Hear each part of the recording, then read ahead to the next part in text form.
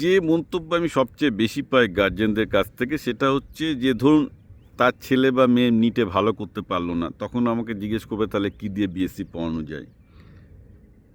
কেউ যেই মেন্সে ভালো করলো না, তখন প্রশ্ন উঠবে যে কোন ইঞ্জিনিয়ারিং কলেজে দিলে ভালো হয়। আবার ধরুন কেউ 7-8 একটা ছেলে, ওই বললাম আইসি বোর্ডে ভালো করছে না, তাহলে সিবিএসসি বোর্ডে দেবো কি না। ছেলে ভালো করছে না, তাহলে সায়েন্সে বাদ দিয়ে আর্টসে দেবো কি না, বা কমার্সে দিলে কিছু হয় কি না।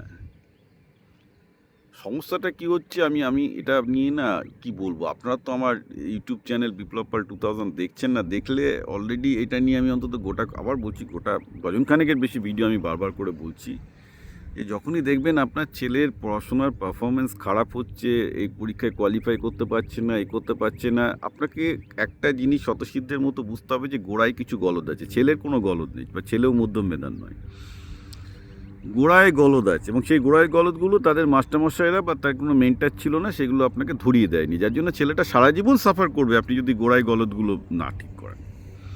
গোড়ায় গলদগুলো কী কী জিনিস আমি পরিষ্কার বলে দিচ্ছি, এবং প্রত্যেকটা আপনি টেস্ট করতে পারেন। এক হচ্ছে তার ফোকাসিং স্কিল কম, আর যেহেতু ফোকাসিং স্কিল কম, সে তার লার্নিং করতে প্রচুর সময় লাগছে, এবং সে খুব স্লো লার্নার, খুব একটা ভালো খুব একটা অ্যাকুরেট লার্নার নয়।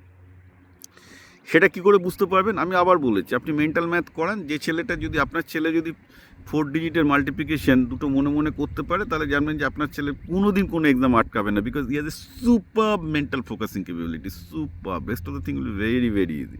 তো দেখবেন আপনার ছেলে তো দুটো অঙ্কের মাল্টিপ্লিকেশন মনে মনে করতে পারছে না, অর্থাৎ 7 সেকেন্ড অ্যাটেনশন স্প্যান নেই, ফোকাসিং নেই, যেটা লার্নিংয়ের ক্ষেত্রে সবথেকে বড় দরকার। সেকেন্ড হচ্ছে আপনার ছেলে ব্রেনের গ্রোথ, সে খেলাধুলা করেনি, নাটক করেনি, গান করেনি, প্রেম করেনি, ব্রেনের গ্রোথ হয়নি। এবার ব্রেনের গ্রোথ না হলে তো কগনিটিভ ডেভেলপমেন্ট হবে না, অর্থাৎ কগনিটিভ রিজনিং ক্যাপাবিলিটি যেটা বলি, সেখানেও প্রবলেম থেকে যায় অনেক ক্ষেত্রে, প্রচুর প্রবলেম থাকে। এবং এই কগনিটিভ ডেভেলপমেন্টের ডিসফাংশনালটা শুরু হচ্ছে, আমি বারবার করে বলছি, ছোটোবেলায় এরিথমেটিক, অর্থাৎ অঙ্কের পাটিগণিতটা ঠিকঠাক না করার জন্য। কারণ আপনি ছেলেকে 100 পেতে পাঠিয়েছেন, ফলে সে সেটাই পেয়ে গেছে, অঙ্কটা শেখেনি, which is a very common problem today. Okay, এবং অঙ্কটার মধ্যে দিয়েই তো লোকে প্রথম রিজনিং স্কিলটা শেখে, সেখানটাই মাস্টারমশাইরা অঙ্ক মুখস্থ করে শিখিয়েছে, এও তাই করেছে, 100 পেয়েছে, রেজাল্ট পেয়েছে, ছেলে স্ট্যান্ড করেছে, আপনিও আনন্দে নেচে বেরিয়েছেন, তারপর দেখছেন কিছুই শেখেনি। It's a very common problem. বেসিকটা ফলে ওখান থেকে ঝরঝরে হয়ে গেছে। তো আমি এটা বারবার করে বলছি, যখনই দেখবেন যে আপনার ছেলের রেজাল্ট খারাপ হচ্ছে বা কিছু হচ্ছে, বা বেশি পুরো সে নাম্বার আনতে পারছে না, নিট পাস করতে পারছে না, এই করে করতে পারছে না, first take a step back. বুঝুন যে কোনো মাস্টারমশাই ফিজিক্সওয়ালা হ্যান ত্যান এগিয়ে কিছু হবে না, there is some fundamental problem, কিছু মৌলিক প্রবলেম আছে যেটাকে আমরা গোড়ায় গলদ বলি, আর সেটা কগনিটিভ প্রবলেম। কগনিটিভ প্রবলেম অনেক রকম হতে পারে, focusing problem, diffuse thinking problem, এগুলো সবগুলো নিয়ে আমার একাধিক ভিডিও আছে, বিপ্লব পাল 2000 ইউটিউবে আমি বারবার করে বলেছি। তার কগনিটিভ এবিলিটি দেখুন, ডিফোকাস থিঙ্কিং দেখুন, ফোকাস থিঙ্কিং দেখুন, ডিফিউজ থিঙ্কিং দেখুন, মেমোরি রিট্রিভাল ক্যাপাবিলিটি দেখুন। এইগুলোর প্রত্যেকটা স্পেসিফিক টেস্ট কিন্তু আমি বারবার করে আমার ইউটিউব চ্যানেলে দিয়েছি। এইগুলো দেখলেই আপনি বুঝতে পারবেন যে দেখুন, আলটিমেটলি সে নিটে হোক বা যেই মেন্সের হোক, আলটিমেটলি কিন্তু সে বেসিক্যালি একটা মেশিন, যে মেশিনটাকে তাকে একটা পারফর্ম করতে হবে এক্সাম হলে। এবার মেশিনের যদি তেল ঠিক না থাকে, মেশিনে যদি ঠিকঠাক গ্রিজ না দেওয়া হয়, মেশিন যদি স্মুথ নয়, সে মেশিন তো চলবে না। তো আপনার ছেলে যেখানে তার ব্রেনের ক্যাপাবিলিটি আপনি ছোটোবেলা থেকে ডেভেলপ করেননি, লার্নিং ক্যাপাবিলিটি ডেভেলপ করেননি, হঠাৎ গিয়ে যদি আপনি তার কাছ থেকে ডিমান্ড করেন এই কম্পিটিশানে সাকসেসফুল হতে হবে, ওই কম্পিটিশানে সাকসেসফুল তো হবে না দাদা।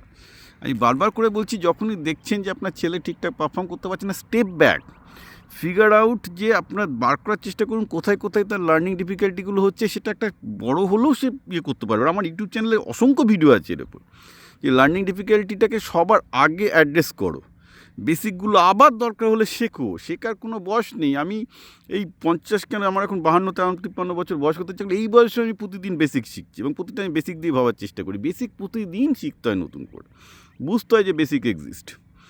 ঠিক আছে, ওই রকম পৃথিবীতে আগে ওইসব ক্ল্যারিক্যাল জব ফব ছিল, ওগুলো এখন এআইয়ের যুগে চলবে না দাদা, ওসব যা হয়ে গেছে। যা আপনাদের আগে ছেলেপেলেরা করে কোনো রকম এখান থেকে ওখান থেকে কোড চুরি করে খেয়ে কোডার ফোডার সফটওয়্যার করে কিছু একটা ভদ্রস্থ চাকরি করেছে, সরকারি পেয়ে গেছে, চাকরি লাগিয়ে দিয়েছে, ও যুগ চলে গেছে।